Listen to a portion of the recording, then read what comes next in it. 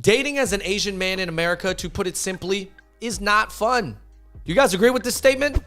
Welcome everybody to the Hot Pop Boys. Filipino-American actor Mike Cabellon has just written a viral article detailing the struggles of him dating in the Midwest. And a lot of people have a lot of responses about it. Mike kind of dropped a banger. For today.com, usually they got like cake recipes on that site. People are like looking for cake recipes. Oh my gosh, I had no idea this is what you guys were going through. Wow, being an Asian guy sucks. It's a little bit of like an internal discussion that some Asian guys like having with each other, not even all Asian guys. And he kind of just put it out on USA Today. Yeah. And it was really interesting because the internet, it went viral and it had a lot of couple different responses from different camps of Asian guys. Micro, mid, macro thinkers. And one was Asian masculinity on the micro side, right? And then there was the happier abroad crowd in the middle. And then there was like the ASEAN identity, almost like narrative geopolitical one in the very macro. So I don't know. It was really interesting. Let's break them all down. And at the end, we'll give our own opinions on what Mike Cabellon said. Yeah, and we want to break it down from the micro, mid to macro because we feel like that this is an aspect that is missing in a lot of these discussions. And trust me, we've had this discussion about Asian male dating statistics a lot on our channel. I think this discussion's been going on for like 25 years, and maybe we've been talking about for like 7 years. All right, so shout out to Mike. He wrote the article, sparked the discussion. Let's get into it. Guys, the micro. This is where most people spend the time thinking about how to solve this problem, right? Getting buff, changing your hairstyle, changing your clothes, jawline, abs, money, just Rolex. Go approach a lot of women and be very confident. It's micro is based around yourself. What can you change? You as a person, make yourself better. And this is where on the forums they were really digging into Mike Cabellon, being like, bro, don't blame it on being Asian, bro, because you're like short, super baby faced, you know, geeky clothes, bro. You like kind of a geek squad type dude. Don't blame it on being Asian, bro. Take the responsibility for yourself. Yeah. It's all about individualism. Be rugged. And that is actually, it's not wrong. I don't think it's a fully holistic perspective. But basically, they were saying, Andrew, that Mike Cabellon was not an attractive product to women. So don't blame it on being Asian. You mean like just to all women, he wasn't as attractive. However, his look is more of just that kind of like comedic writery look. So it plays in a scene, but we're going to get to it. It wasn't the scene that he was in. No. It's very Second City, Upright Citizen Brigade, kind of like a Jake and Amir, Mo Rocca, I guess like beta white guy, cute look. Maybe that's like the equivalent lane he's going for. But here's the truth, Andrew. You can't just look at something that worked for a white guy and then try to be the Asian version of that in any city in America and have it work. Yeah. It is hyper contextual, guys. Yes. And, you know, I will say, and I'm not saying that I'm defending all the alpha Chad bro, Kevin Wynn jawline types because I don't look like that.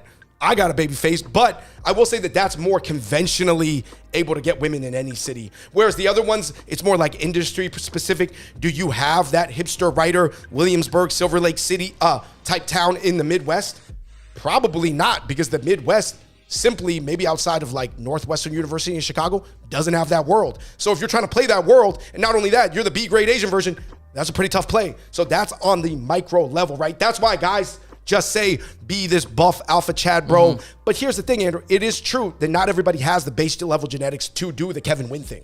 David, you said you have a baby face, but it's got a lot of hair on it now, which is different. That's different. It's a baby face with a beard. So now it's a baby beard. Kind of a combo. Yeah. I'm going from baby face to more like the club in Shanghai baby face. Crazy reference. No one will understand it. The last thing about the micro is also what you are looking for, because there can be a crazy misalignment if you're a guy that works in IT, but you only want the girls who are popping on IG. Yeah, I don't know, man. If you know like C++, but you only want the girls with the OF, that is a difficult match. I'm not saying it's impossible. It depends on how good of a, software engineer you are. You getting money. But anyway, it just basically, guys, there's a lot of things even in the micro where some guys, Andrew, professionally make a living, whether it's on YouTube or personal camps, on coaching guys in the micro. So literally that's clothes, hair, body, et cetera, et cetera. Anyway, moving into the mid, this is probably the most overlooked aspect of changing your dating life as an Asian guy, because you just move cities, or you move to a different part of the city, or you move to a different country, and everything can shift. Dude, we have a friend who grew up in a Korean suburb, And, you know, he's mixed Latino and Korean. And growing up, he's not getting a lot of love from the more traditional Korean women because they don't really see him as Korean. They're probably looking more for like Korean guys, You're right? not one of us. Yeah. he's only half of them, right? And but then he went to college just 15 miles south. He went to a college campus. You know, everybody's young. They're more open-minded. It's a mixed, more mixed Asians. And he was like the K-pop star of his group. Right. He went from not being Korean enough to being the Korean K-pop hunk that all the ladies were starved for. Literally 15 miles south, moved from high school to college. Bro, that's the same city, same state. You know, even within our city that we grew up in, Andrew, there was a school where people were like horses in the back, like on some like Marlboro Wranglers type vibe, you know, like wrestling horses and stuff. And then you went over a little bit and people had like 6 headbands with the pinwheel and everybody looked like XXL Source, you know, like it was so hip hop and it was so street and like Swagapino over there. It really depended. Which school were you about to be more successful with women at or just even socially? Man, it depends on the narrative of that specific high school. Yeah, I know people always ask us because they know that we lived in LA and New York, and they're always like, dude, what's like better for Asian guys, man? LA or New York, they're both really big cities. I'm like, guys, both cities are great, but it depends on your personality and what you want and how you can handle the city and how do you fit into the city? How do you connect to the city? If you fit in more with LA, you like to drive, you want that chill, beachy vibe and all the different types of Asians, and there's just like everybody spread out, go to LA. But if you can handle the intensity of New York is cool. So it's as simple as that, where it's just changing your context can change so much. Yeah. And it's like for some guys who don't want to think about either the micro or the macro, and they just want to stay in the mid, which is sort of like, I don't got to think about how buff I am and how much am I fitting these like Western standards, you know what I mean? And then on the macro, it's like, I don't want to think about like global geopolitics or narratives or whether people trust us or mistrust us or think we're evil or not. I could just move to Toronto, Vancouver, SGV, Hawaii, and not have to think about any of these things because these, or of course Asia, where these are just hyper Asian contexts where it operates more like Singapore essentially than anything else. Dude, I even know Asian guys on YouTube that are living a happy life over in like South America. Right. It's very interesting. It just matters just like where you feel like you get a fresh start, where you feel like you're seen as an equal, or if not, possibly an elevated product, you know? And there's not that many spaces, so everybody's just gonna, you know, figure it out. But trust me, the mid, a lot of people don't talk about it. Moving, changing your environment. Or even just changing your industry. You know, some guys, it's like weird because finance guys, they party more, right? But the finance world is also more, I guess, pro-white and less pro-Asian, right? But then you could go into the medical field, which is not as lit and party-filled, but it's very pro-Asian. People aren't gonna be making the same jokes and comments that they're making in the finance world. So now you have to make the reads based on like where you feel more comfortable. Maybe you find a mix. You go to fintech,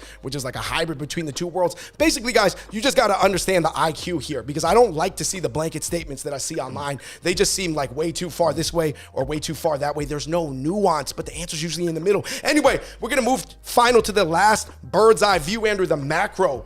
These are like people on AZN Identity. They're almost consumed with like the macro movement of Pangea breaking apart into different continents. These are like geopolitical rankings, global narratives. Is the yellow man evil? Is it back to the Genghis days? But is it pro-Genghis or is it anti-Genghis? Are we part of the Golden Horde or are we part of the Nemoidians? Or how are people seeing our yellow golden skin? Or are you part of the Hallyu K-pop wave? Guys, this is where this comes in. Listen, K-pop being such a big wave right now, it can affect your daily life, especially if you're Korean or Korean passing and you want to go into that look and get that in that lane. Yeah, we know a guy who wasn't like really doing much, and then he really doubled down on the K-pop lane. He's on TikTok right now. He's killing it. Guys, it's a different game. Also, it's kind of like, let's say, you know, China's becoming more of an economic power, so a lot more non-Asians are taking Mandarin class. Obviously, if you learn the language of a person, you might be more open to meeting them or hanging out with them. Obviously, that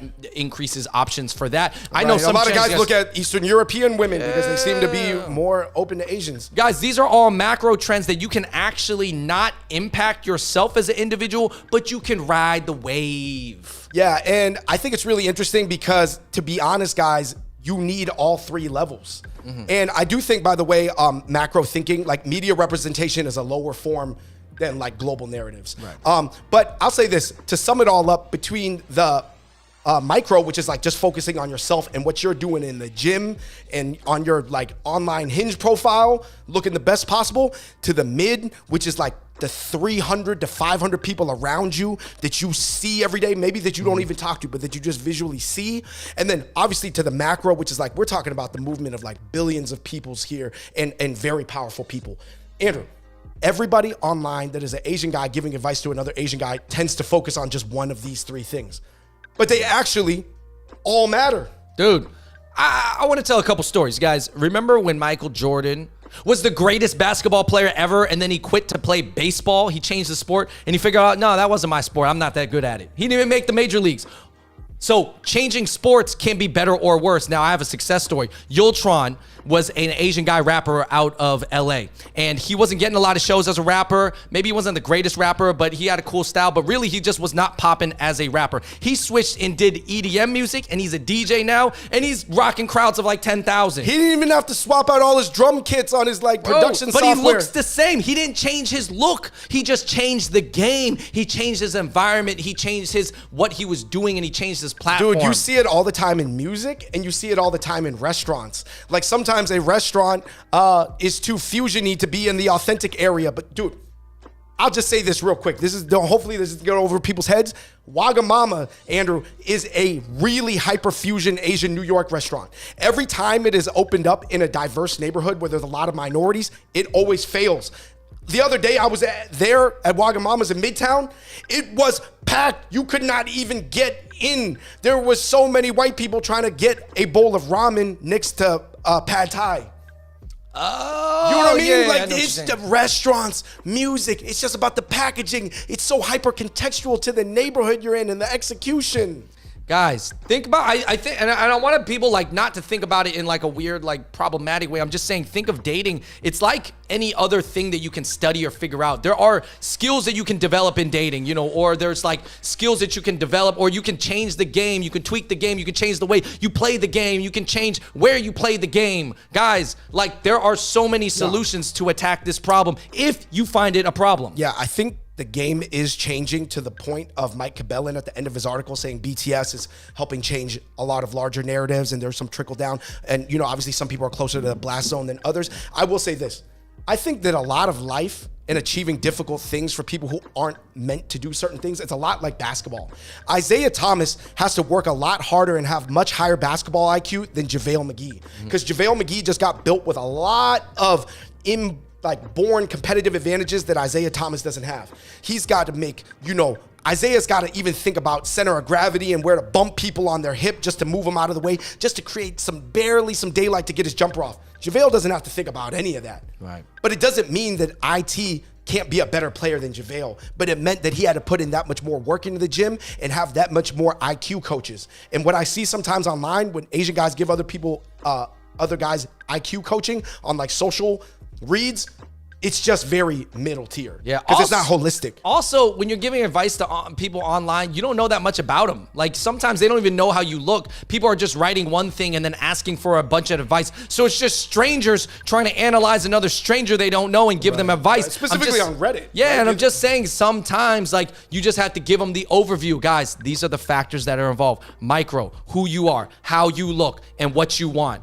Number 2, mid, it's just your environment. Where are you around? Different environments provide different context for you. It can literally change how you're perceived. And then macro, what are these larger waves and trends that are at play for you or against you? Figure it out. Just think about it this way. That's all I got to say, guys. I got to give props to Mike Cabellin for writing the article. I think that he just brought it to the forefront. I don't know fully what his motivations were, but I think ultimately, as embarrassing as it is, I guess, for like other people to see the internal Asian male struggles, it's probably better if it sparks more discourse, because discourse leads to progress, and you just got to get the ball rolling. So that's pretty much my final thoughts on it. All right, everybody, we're going to close it up here. Thank you so much for watching this video. Please leave your comment down below what you think, what you thought about the article if you read it, or what you think about just the Asian male dating experience in general. We all know it's getting better year by year, but there's still a lot of struggles. We still feel overlooked. Do you feel that way? Let me know. Hit that like button. We are the Hot Pop Boys, and until next time, we're out. Peace. Shout out to Botanical Bethany.